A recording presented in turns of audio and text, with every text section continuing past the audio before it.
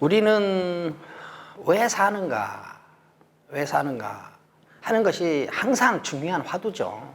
또 어떻게 살아야 하는가, 나는 무엇을 해야 되는가 하는 일들이 굉장히 우리가 핵심적으로 해결해야 할 문제들이죠.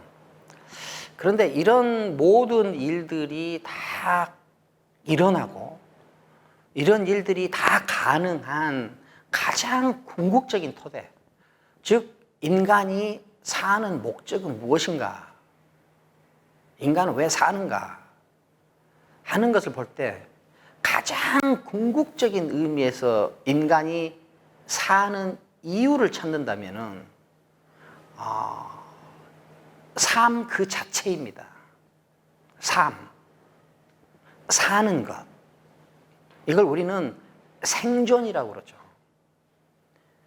그래서 인간이 인간으로 존재하는 모든 이유들의 토대이자 모든 이유들의 어머니인 가장 궁극적인 이유는 뭐냐? 생존이에요. 생존. 그래서 인간이 하는 모든 일들은 이 생존의 질과 양을 증가시키려는 것에 초점이 맞춰져 있습니다.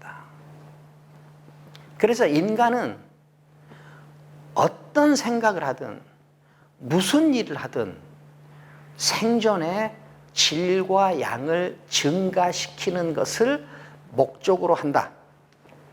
그럼 제가 왜 이 생존을 이렇게 강조하느냐? 인간이 살다 보면은 삶 자체가 자기한테 대상화되어 버리는 경우가 있어요. 이 대상화라는 개념은 하버드 대학 종교학과 교수인 켄트웰 스미스라는 학자의 용어를 빌려온 것입니다. 우리는 예를 들어서 천당에 가기 위해서 교회를 갑니다.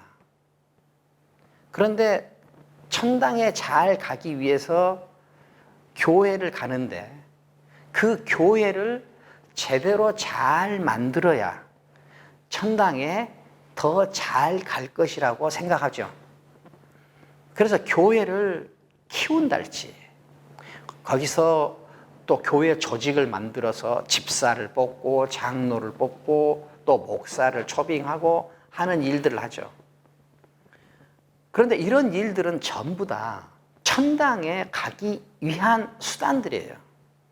그런데 교회를 다니다 보면은 천당에 가는 목적은 잠시 보류되고 교회를 어떻게 키울 것인가, 장로를 누가 할 것인가, 어느 목사를 초빙해 올 것인가 하는 것이 가장 중요한 문제로 제기됩니다. 특히 신도수를 높이는 일을 가장 중요한 일로 만들어버리죠. 그래서 어떻게 하다 보면은 천당에 가는 원래의 목적은 차라리 부차적인 일이 돼버리고 교회를 키우는 일이나 신도수를 넓히는 일같이 수단이었던 일들이 오히려 가장 중요한 목적이 되어버리는 경우들이 있습니다. 이건 교회에만 해당되는 일도 아니고 사찰에도 해당되는 일일 것이고 성당에도 해당되는 일일 것입니다. 우리가 학문을 하는 이유도 그 학문을 통해서 내가 더 성숙하고 높은 수준의 생각하는 능력을 가져가지고 자기를 한 인간으로 완성하고 사회와 함께 더 진화하는 것, 이것이 우리가 학문의 목적인데 이 학문을 잘 수행하기 위해서 교수가 된달지 강사가 된달지 그 다음에 학위를 받는달지 하는 일들을 하거든요. 그런데 그러다 보면은 내가 학문을 하는 본래 목적을 달성하기 위해서 있어야 되는 기능적인 일들이 오히려 목적이 돼가지고 학문을 하는 본래 목적, 본래 자세는 약해지고 어떻게 교수가 되느냐, 어떻게 강사가 되느냐, 어떻게 이렇게 논문을 내느냐 하는 이런 문제가 오히려 가장 중요한 문제가 되어버릴 때가 있다.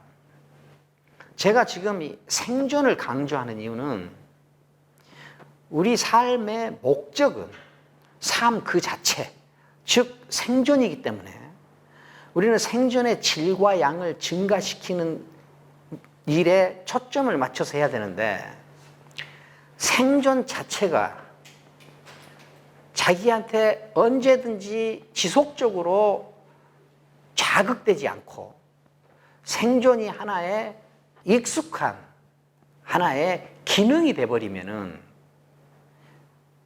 더 생존의 질과 양을 증가시키기 위해서 만들었던 이념이나 신념이나 정해진 확신 같은 게 빠져가지고 오히려 신념으로 자기 생존을 조정하고 이념으로 자기 생존을 조정하는 일을 해버리려고 하기 때문입니다. 이렇게 되면은 어떻게 되느냐면은 자기 삶의 전략이 자기로부터 나오지 않고 이미 정해진, 이 정해진 이념은 대개는 다른 사람들이 정해놓은 것일 가능성이 큽니다.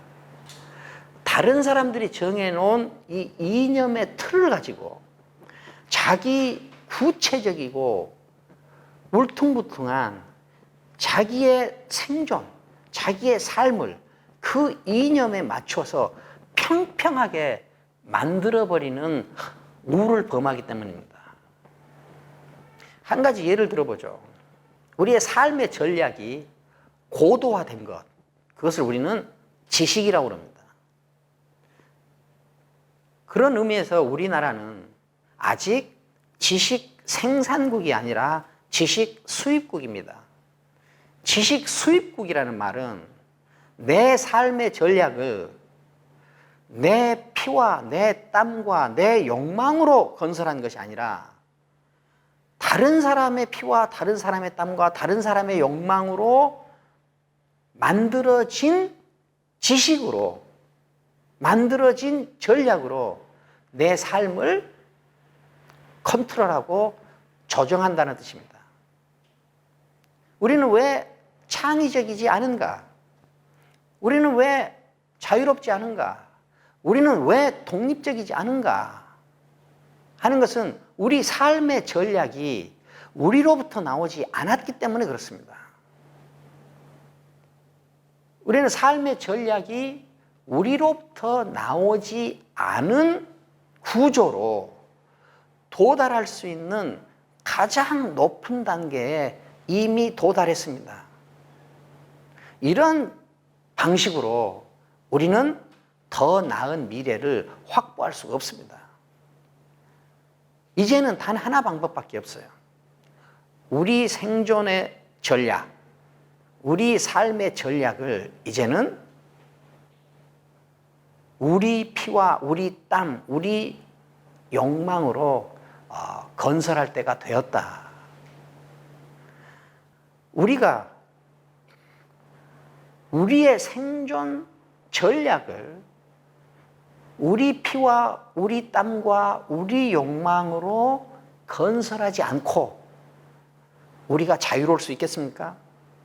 우리가 독립적일 수 있겠습니까? 우리가 주체적일 수 있겠습니까? 우리가 창의적일 수 있겠습니까? 그러지 않습니다. 제가 왜 생존을 강조하느냐면은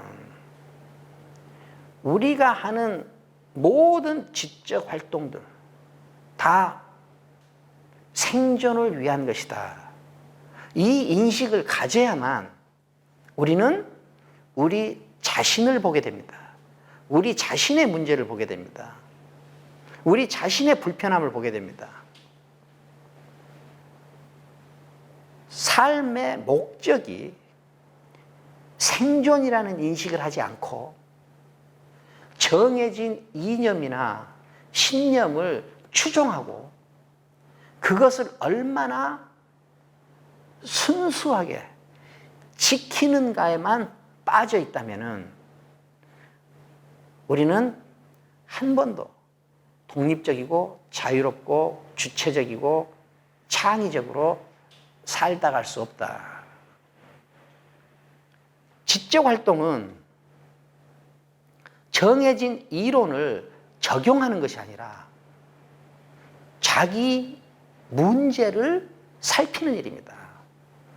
자기 문제를 살펴서 그것을 해결해 나가려는 도전을 할 때 그 도전을 효율적으로 도와주는 수단으로 정해진 이론을 사용하면 됩니다.